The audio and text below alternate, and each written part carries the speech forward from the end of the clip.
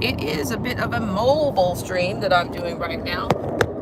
And I just wanted to check in. And again, I want to say thanks to everyone that was able to come into the live stream yesterday morning. It was really invigorating, and it was definitely much needed. Because for just a second, if you don't mind, before I get into what I'm going to talk about here, it's kind of, we've talked about the ebbs and flows of YouTube, but because there are times,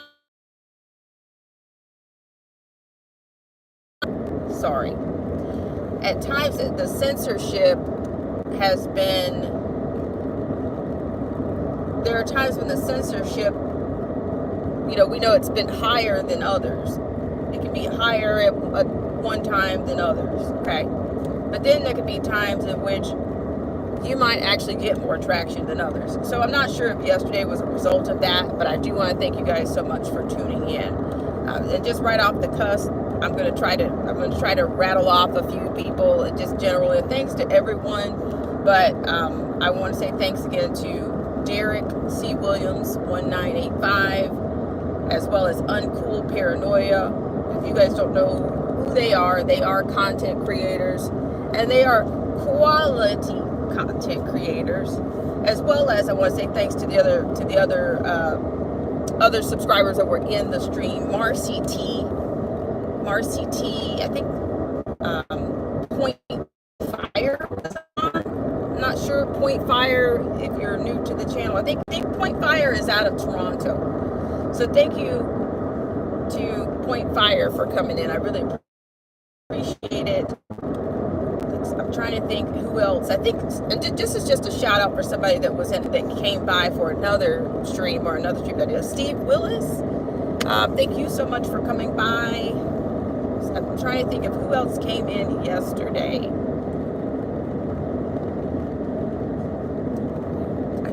Right off, I cannot think of who else came in yesterday. I know it was Marcy T, there was a Point Fire. Oh, Samoan Watchman, thank you so much for coming in. And if I'm leaving you out, then I'm, it is my, my little, my memory is a little bit photographic at times. So thank you guys so much for coming out. So let's go into this. So we're talking a little bit about the censorship. And of course, the censorship to me can be cyclical. It's going to be tight. The Grips Online channel have been tight since the beginning of the channel, since the establishment of the channel, okay? Circa 2018, the end of it, I think, November of when I started the channel, okay? So that's, but the first video I made was something like my own version of a walk away video. It wasn't a Brandon Strock. I'm sure you guys at the CB19 class, you guys remember the Brandon Strock era in which many people or some people were creating these walk away videos. So I created my own walk away video. But the thing about it is, there's one thing about when you have a quote politically centered channel, everybody wants to they want to automatically assume that, if she's not team blue, she must be team red. So they kind of get into that. But a lot of people assume automatically, because if I'm walking away from ignorance or lack of thinking for myself, I must be going to the other side. I must be going from one side to the next. And I never declared that.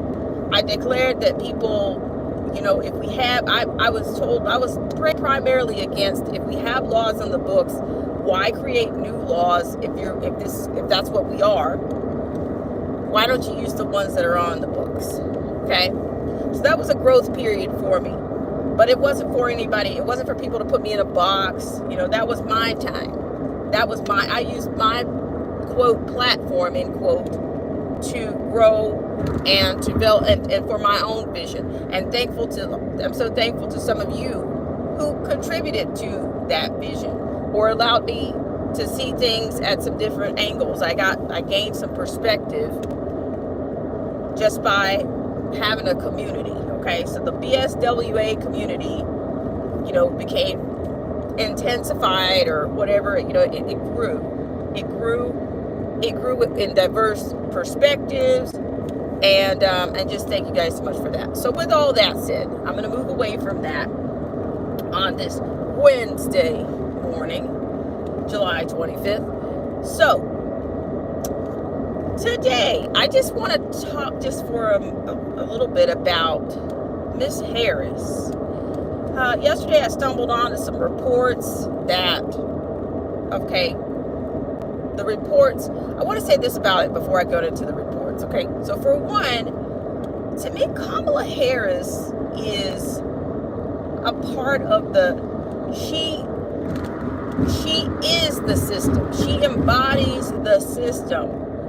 But more importantly than that, she embodies the system that destabilizes the black family. She embodies that. She's pro-abortion. She's she's not really pro-education. I mean, she's got videos out in which she's talked about how it was more important to build more prisons than schools. I mean, I've seen some of these videos. I've seen some of these testimonies. But I'm going to go back to the family's part of it. She is a part of the machine that's really no different than, to me, the Cloward-Piven strategy. The Cloward-Piven strategy in which that started luring black people away from, having an established home or a centered life, a two-parent home. I think she's a part of that because she comes to you also as an intersectionalist.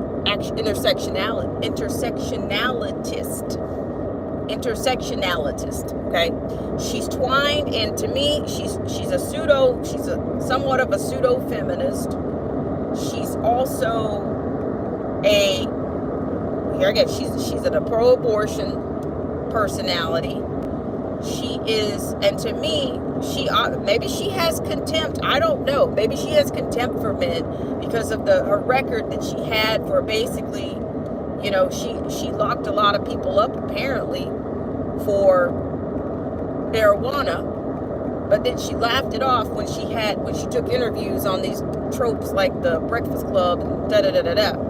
So she was, to me, she's a part of it. She's very apropos to the machine, the Dems. She's gonna get these men out of your house. She's gonna lock them up. That means there goes your father figure. She's gonna lock them up. She also was the top cop with her truancy policies, in which she was attempting to lock up many parents. And in fact, that one that I was trying to get an interview with, Cherie Peoples, was the interview that I was trying to get with her. I was trying to get with Cherie Peoples on the situation with her daughter, Cherie Peoples' daughter, having sickle cell anemia in California. I believe that was out of Orange County.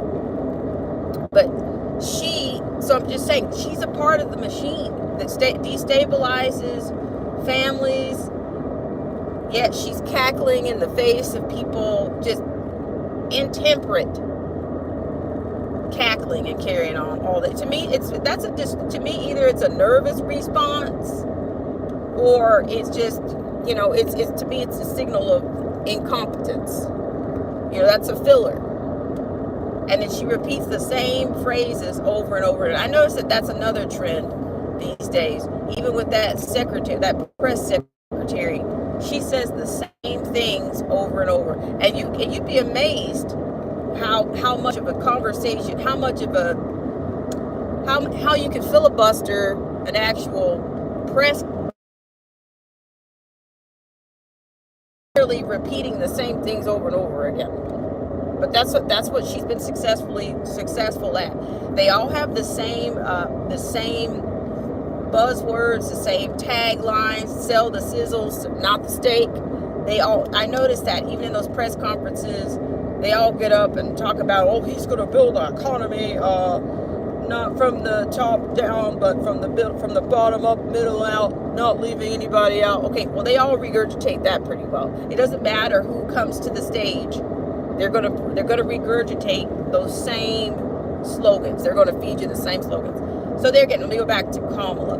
To me, Kamala is, like I said, she is another one of these personalities in which the Democrats give the black / melanated people a leader. But I'm going to go a step further than that. Not only do they tell black people who their leaders are, they don't limit their drunkenness for, their thirst for power with blacks. They also do the same thing with their own, dare I say, constituents. They tell them they rig their own primaries because they figure they can do this better than you. They want the control. They want the power. So it's not about, this democracy, this falsehood about democracy and this, it's completely antithetical to what they actually do. What they say and what they do are two different things. Okay? So even in this situation with this primary, I personally, I don't want to say personally, I'll just say I don't think that Harris is by any stretch a shoe-in for this. I really don't. I think there's a wild card out there. I don't know where the wild card is going to come from. It could be somebody they can come out of nowhere. They said no one's challenged her. Okay, so what? There again, they are appeasing some faction of these black women out here that are going to go out and vote for her for their selfish blacktivist, for their own selfish Marxist reasons. It's not about whether they're competent or not. It's really lowballing, low expectations, or no expectations. It's just because she's melanated. Okay, that's all she has to be. As long as we can get that token in there. No matter if she do, for lack of a better phrase, no matter if she does a piss poor job, if she creates chaos, if she's getting ready to bring chaos to this nation, if she's getting ready to if she's going to tip the hyperinflation scales with her administration, it doesn't even matter. But I'm sorry, I don't agree that you want to call me antiquated. I don't know, but I don't think that women are in this situation. She should not be in leadership. In many cases, I don't agree that there are many roles, most roles, I don't think most women are equipped to lead. I don't. Because there's some things that we have that women have naturally, and there's things that we don't. Yelling and screaming and dropping your voice 2 or 3 octaves is not what a man does. No, it's not. That is not strength. That is not fortitude. That is not courage. No, it's not. We don't have it physically, and we also don't have it emotionally. We might lead with emotions, but we can be overwhelmed by emotions. So no, I don't agree that she shouldn't even be running. I don't know. To me, and she did such a piss poor job with her own campaign that I don't know. It's like people have completely fickle. And what they want to do, that faction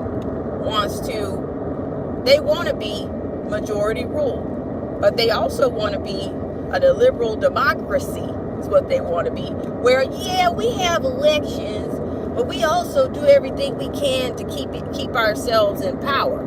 That's what they want. That's what they actually do. But there's no pure democracy. The democratic process is about some faction of democratic process. But a lot of these people, they don't recognize that this is a constitutional republic, that each state has its representatives by the people, to speak for the people, but it's not majority rule, because otherwise the people in flyover country wouldn't get, allegedly they wouldn't be heard. Now that's ideally, as I was speaking to MRCT, shout out to MRCT, ideally it's a constitutional republic. Now I'm not even going to say, I think at times, that's the way it was set up, but to me, we're even getting further away from that.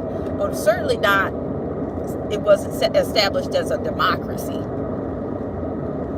I don't know. I'm just saying.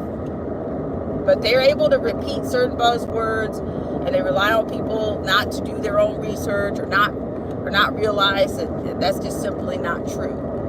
It's just simply not true. If we're dealing with illusions, then let's deal. Is that uncool? It's corn. Hope you're doing well out there, uncool. But yes, so I'm just speaking out right now because I think Kamala is like most of these leaders that we've been given, whether it's the MLKs, the W.E.B. Du Bois, there's more Du Bois, but all of these people that came before, to me, they're more communist. There's more threads of communism. The U.S. had a communist party. There was a Communist Party USA. See, people don't talk about that. And the Communist Party was trying to twine themselves with the Negroes. They don't talk about that faction either. No, they don't. Because they wanted to take on, and just like the Dems, they wanted to exploit the grievances of blacks for their own colonization. That's what they wanted to do in the Black Belt. The Black Belt, they wanted to try to make a case. This is from my understanding, that the Black Belt was unique, and that the Black Belt could be even, maybe even have that, fight for some type of nation amongst the Black Belt. And then they infiltrated all kinds of workers and unemployed. I mean, they would send their people out back in the day. So to me, I don't really see that big of a difference between the Communist Party USA Party, and these Dems. I don't see the difference. But see, nobody wants to talk about that. You rarely hear anybody talk about, when they talk about communism, they point you directly to China, or they point you directly to Russia. But they don't talk about the U.S. having an actual Communist Party that existed and how they infiltrated things. So I'm just saying that, I said all that to say that Kamala Harris is a part of this Marxist, we almost got you to the mountaintop. No, they take you to the mountaintop and show you this can all be yours. That's what they do. They take you to the mountaintop, just like the enemy. Take you to the mountaintop. If you'll embrace them, you can have all these things. Do that regularly.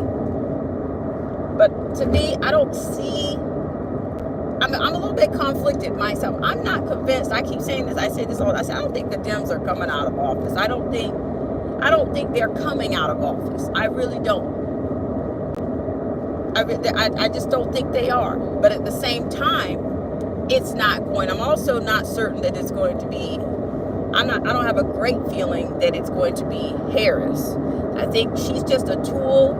She's a tool in this game to kind of. She is the appeasement right now. She's the appeasement right now. Now I've heard. I think I told you guys about. I saw an interview with Stephen Muppet running his loudmouth Smith, where he was talking to this delegate, Areva Martin, I believe, saying, they were going to blow up the party if Kamala Harris don't get in. But where are you going?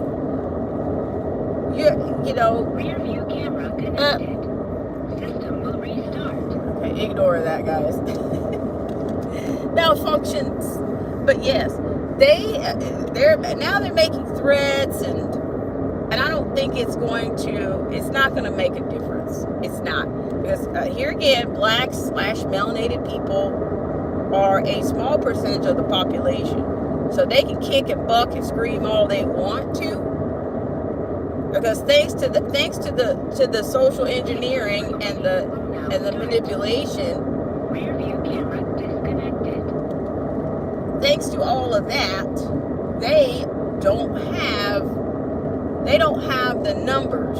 They don't have the strength in numbers that the other races of people have. We don't have that. We don't have it. So they can kick and buck all they want. And I'm also going to be interested to see if the DNC, if that convention is going to yield the ruckus and the uproar and the civil whatever that the blacks are claiming that they're not going to have a peaceful time. I'm going to be curious to see that. And I know some people are going to cover that out of Chicago. I know one person that lives there that's going to try to cover that situation. But I think right now, as we talked about yesterday, I think people are hair triggered right now. It's not going to take much for something to kick off. It's not. Something that's racially motivated. Like I was telling you guys about this associate of mine who literally she has no pragmatic wisdom or thoughts of her own. Think, well, maybe this person doesn't get in the line when I'm a private whatever intersection, coming out of a private business, that maybe the lady's just being a witch, a bag, a mean little cuss. But no, she has to subscribe to the mythologicals. Oh, she did that because she must be a racist. Yeah, who knows? I don't know, but I'm just saying, there's a certain generation that just seems to be, I mean, they did a heck of a job. Because I'm just sorry, I can't get up and live my life. I don't get up and live my life every day saying that some white man is out to get me. No, I don't. No, I won't. And there's no one that can convince me that that's what's going on. No. If somebody turns their head for me, as I'm trying to enter a line from a private driveway, then too damn bad. That's their problem. But I'm not going to draw it down to racism. I mean, there could be 100 things going on. It could be 100 things going on, but I'm not going to go to the lowest place. No, you have to. Certain things you just have to prove. You cannot just tell me that you cannot tell me that somebody's being racist. See, that's why I talk about language. I talk about language being important, because in the English language we have action verbs and we have state of being verbs. And to me, the word racist is used so many times. It's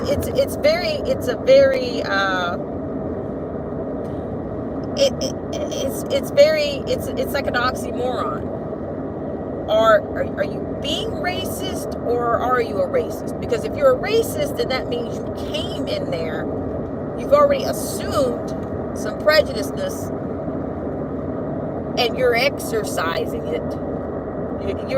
That's what you are. That's your state of being, and that means you cannot be changed. It almost is. I mean, can you be changed, or can you be? Oh, I've been here. Oh, they're being racist. Being racist. It's in progress. I'm just saying. I mean, I'm saying it's either in the state. It's the state of being, or they are. Which one is it? But then at the same time, if you're being racist, that means it's in progress.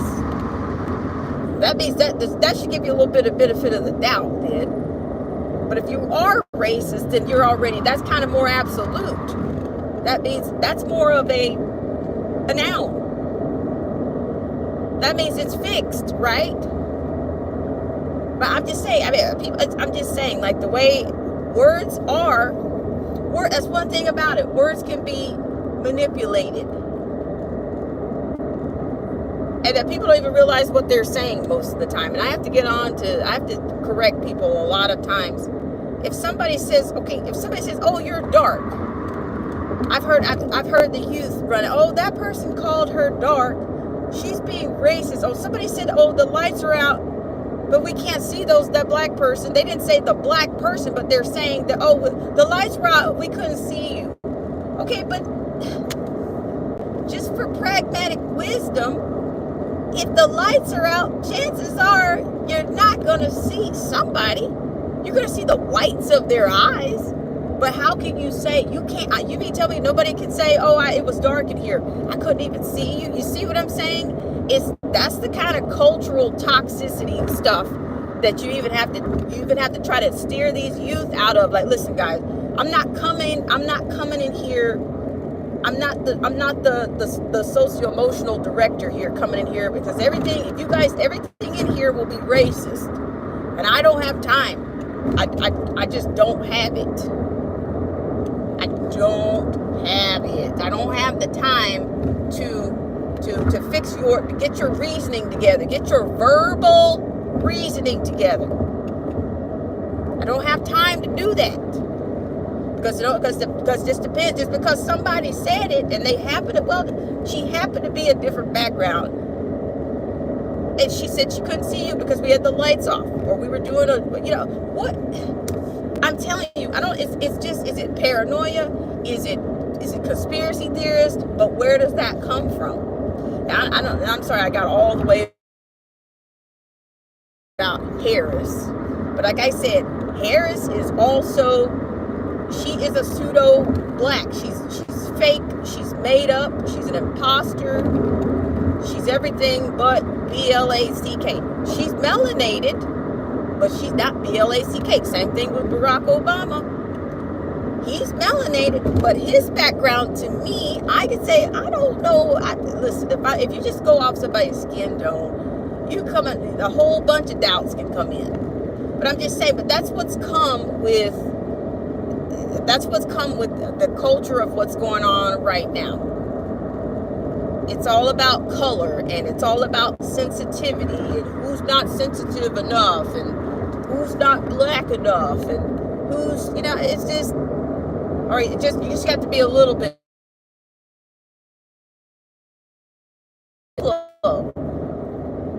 So I don't know what you guys think about this, but hang on just a second. In 2 miles, take Hang on, just here. How are you guys doing? Okay, hang on. I'll get right. I don't mean to. I know. Yeah, I'm doing mobile stream, and I had it a little bit faced out because otherwise you guys end up at the floor.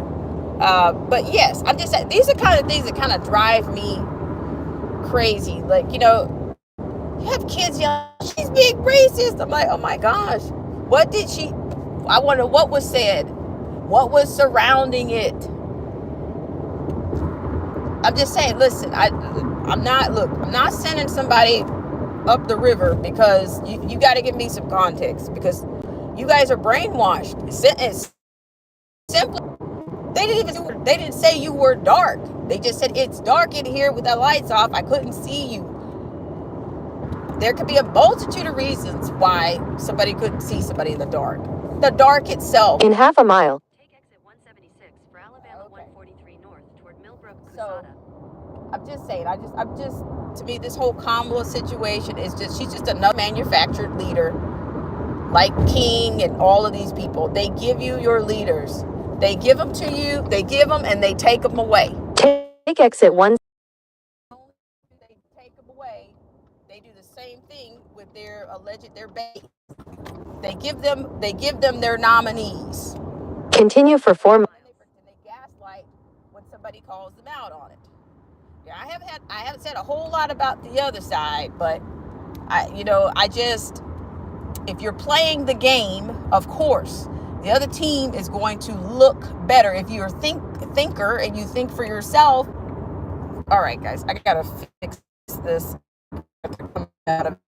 it again. Go get it. But the cash cow and all these, they're not super PACs, okay, not officially super PACs. These people are all twined together. They can't do one thing without the other. They're not doing one thing. They're all together they're holding each other up. Okay? And like I said, I really believe that they've probably even been trained by they have the same sources to train. Hang on a second, guys. Let me see. If I come out of here. Nope, it's not quite working. All right. Let's see. All right, guys. Sorry. I don't know what I need to do here. Let's see. Hold. It looks like it kind of moved for a second. Okay. So I may have to come out of this. Let me read some comments here. I see the time still going here. Uncool. Void says everyone attempting to nail down the villain. It's a self-soothing technique. And then I see Darcy Williams says, if blacks have no real political power to move white people, and they don't, in my view, blacks can really only be prejudiced. He says, but the word racism is used as a frisbee, essentially. Awesome. Hold on just a second. Okay, then it also says, on the other hand, white folks politically, financially, educationally, and others do move blacks. That's power, sure enough. So he comes back again. He says, O'Hare's their tube channel. She tells you she's Indian. She looks like your standard fair-skinned black, but she does not identify as such. And he says, her neck freaks me out. I think she's wearing a skin suit or something. See, that's another thing I notice about, like, to me, Biden's physical appearance does not always match up. It doesn't. It doesn't always match up. Like, to me, I've seen his eyes be black, like staring into the abyss. But then at the same time, let me see if I can fix this orientation here. Come on, fix yourself. Okay, there we go. I've seen his eyes be as black as stone, or black like the abyss, or like obsidian glass. But then I've also seen his eyes be blue. I can't tell. I'm gonna be honest. I can't tell what we're dealing with. It also just seems like he kind of geeks out, or I've also seen the same thing with Mitch McConnell, where, Mitch McConnell, if you've touched, like, there's one press conference with, I think Franchot Pearson brought it out, that this lady was wearing a green suit, and she touched Joe Biden on the sleeve, and he came back to, it's like he had more of a vibe again. He was a pulse again, some type of pulse again. So there's a lot of things, bizarre things going on, but I can also say that this is going to be one to watch, and it's not an emotional watch piece for me. I'm not looking at it like that at all. But what I'm saying is that I think that both of these political regimes are looking in many ways. They're purple. The party is purple. The bipartisanship is purple. And then I was saying earlier that Kamala Harris is a part of the machine. She's a part of the commission to not only have they studied, quote, black men, they created these commissions in 2020 to study black men and black boys. And Kamala Harris is also, if somebody studies you, that's what happens in these colleges. know more about you. They get to know you by your pain. They get to know you by your pain, like the enemy does. He gets to know you by your pain, not your name. And that's exactly the way Black people are, to me, they're known. They're recognized for their pain, but their grievances were never going to be addressed, because all they've ever did is exploited. And so that commission in 2020, a lot of things came out after the George situation. So, of course, they've studied Blacks enough they've injected the poison via the music. They've glamorized, but then they have people like, what is it, the Killer Mikes and all these people come out. I mean, what a moniker, right? Is that somebody that you're gonna, hey, this is a role model, this is somebody to look up to? Killer Mike is somebody that they inject out there. He's a trope. Who was the other one that they used to put out there? I haven't seen T.I. in a while.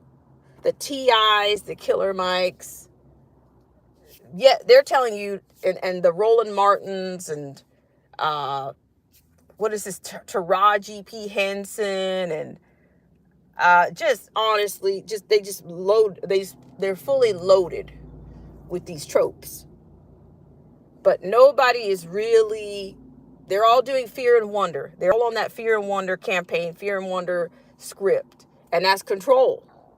And I'm going to say this, YouTube, the last time I went on somebody's page and I said something in the comment section, I noticed that YouTube erased my comments when I talked about the D.L. Hughley's and all these people being the tropes for the Fear and Wonder. So they don't want to hear that. But I'm just saying, Kamala Harris is a tool for the effemination and the weakening of, the modern effemination of the men and the boys. You got Roland Martin, Vote Like a Black Woman t-shirts.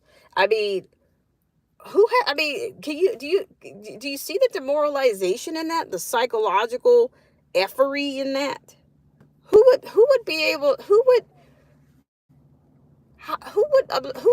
the power to manipulate your consciousness like that? Who gives their consciousness to the media? Who puts their faith in the media? Let me read this. Let's see. Void says they are skinwalkers. It's effed up to consider. Things are stranger than most are willing to admit. Yeah, it is. But they don't want to. They don't. They're bewitched. They're completely bewitched. So yeah, but I appreciate you guys so much for tuning in to this segment of Black Spring with Autumn on a mobile stream. The black screen during Black Spring. I did that because I didn't want to have you guys. I don't have one of those little things that keeps my face and focus on the car, or either the one that I have. I don't like it. I don't like the position. It's not very. It doesn't have a good radius for moving around. But I appreciate it, and I guess we'll continue to. They're gonna, I just told you about the headlines yesterday about Trump allegedly giving money to Kamala Harris coming out. So what next? Because she's also very pro. She's pro. What does she call him? Sex work of a Babylon. She is not faithful to anyone. Not faithful to anyone. So for those of you that are all for the president Lala, you got something coming. But I'm not convinced that she's going to be it. She's there to, she's that appeasement. She's that appeasement that the Dems put in there. Because they feel right now, they feel like they're appeasing blacks. They're appeasing I think the new base. That might be their new base. And we're going to argue. They say, oh, now we got, there's a gap. There's a is to drive them further away and create division. And for those that are a bunch of quote beta males, ones that are already effeminate and still led around, they're going to vote like a woman, like Roland Martin says. Oh, it's so well, it's such a perfect storm. It's diabolical. It's intoxicating. It's completely intoxicating what's been created. So we'll just see what else that comes. I mean, it's because they wouldn't do this. Like, okay, so I'm wondering what's the argument or what's the Trump's campaign response to. I think they did show a response. And he said, he gave money to people, and he has to give money to people because this was. I'm paraphrasing the response. Gave money to these people because I have to give money to these people because when I want something done, I got to be able to, I got to know that it's going to be done. And then basically they were saying his response, they were kissing his butt anyway. So, like I said, Trump's been a figure for a long time.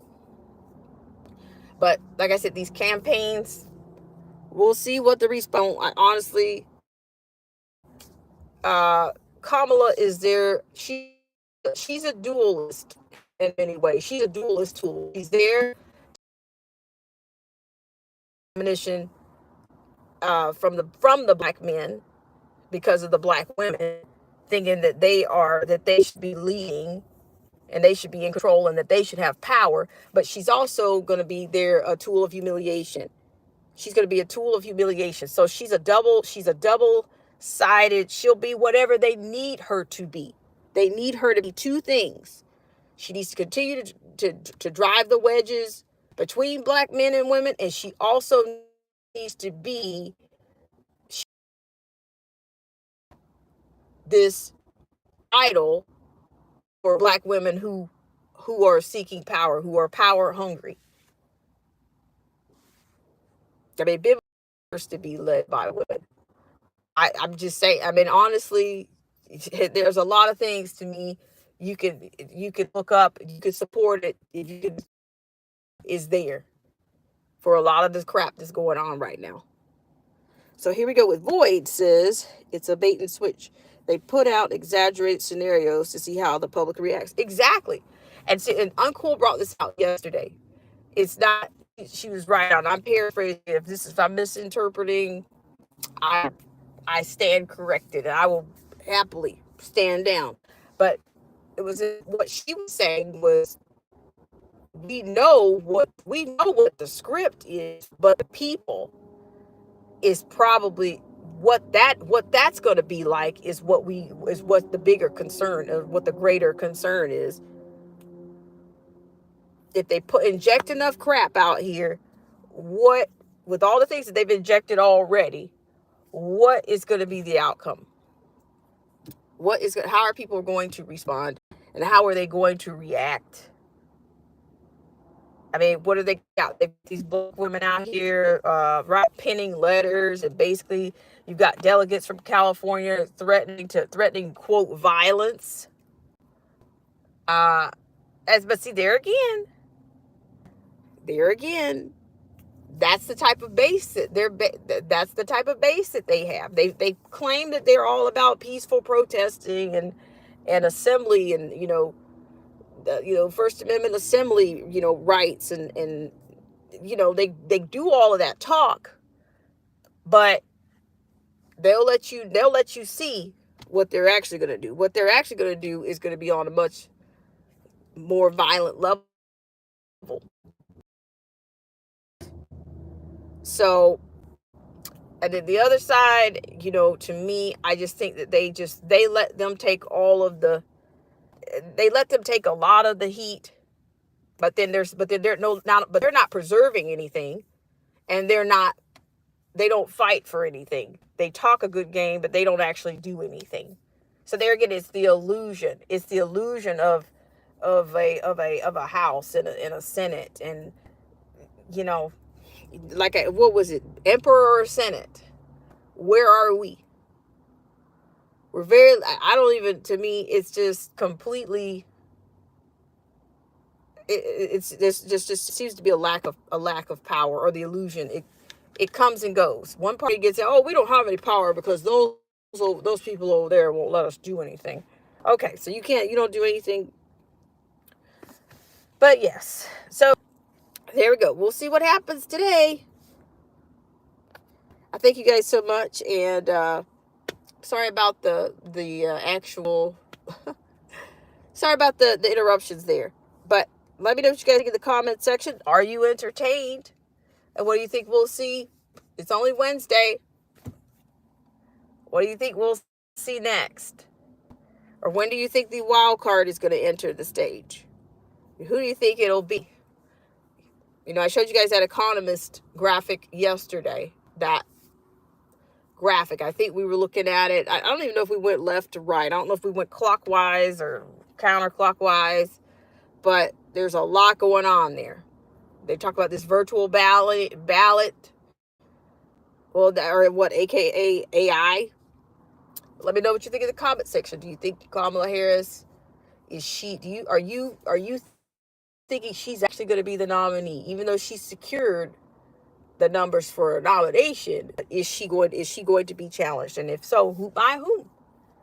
What do you think? Is this her actual role? Is she an appeasement tool? Is she a one-dimensional tool? I think she's a dual. She's got multiple. She's going to serve multiple purposes to drive reactions and unrest. So, all right, guys, you guys have a great rest of your Wednesday. If I have anything else, maybe I'll come back. Like, to me, there's going to be so many things coming out. I can't tell you I'm going to be like, boom, boom, boom, boom, boom, like a BB, like a, set of pellets coming out every time something happens. But I don't know. We'll see. Yeah, we'll try to avoid, we might get away from, we might try not to do the sizzle, sell the sizzle and not the steak. Okay. Well, yeah, but I kind of like that zone. I mean, let's sell the sizzle and not the steak. All right, guys, have a great rest.